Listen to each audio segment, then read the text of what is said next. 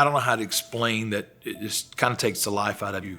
You're running 400 miles an hour. All of a sudden, you hit a brick wall. Everything stops. But you don't feel a stroke coming on. You don't know what's going to happen next. Went straight to the hospital, and they said, yeah, you've had 3 more strokes. So this time I've had 10 strokes. I was thinking, is this it? Is this where I'll spend the rest of my life? Dean and I got married November the 20th of 1988. We've been singing together, touring together all those years. I was never used to singing at all without Dean. And when he got sick, it was devastating to our whole family. The whole group depended on him for everything. He was sort of our rock. We were getting things ready, heading into Christmas season. We were recording.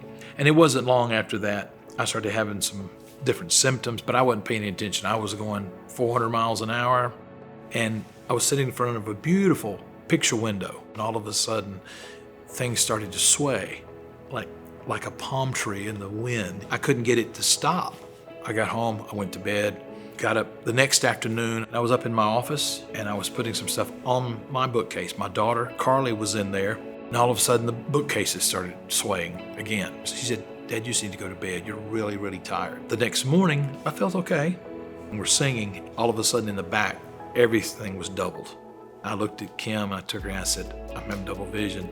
And she said, you need to go to the hospital. The thought that he might not be here is devastating. We have 2 beautiful girls, and we have a ministry that we believe in completely. And we've been singing together and touring together. We've been best friends for 33 years. And to think, how would I go on and do this without him? And I have to say, thank you to God above for sparing his life and letting me keep him. And I have to say to my husband, thank you for having the wisdom to go to the doctor when we did, for having the wisdom to choose CHM to help walk this path with us, even though we didn't know that the storm was coming. Joining CHM gave me a certain peace to know that I had somebody that came alongside of me on the outset of this.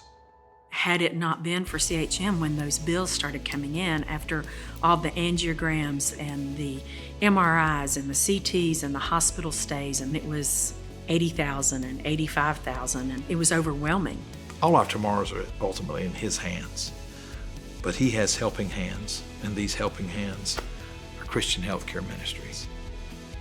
There's nothing else that we would turn to except CHM.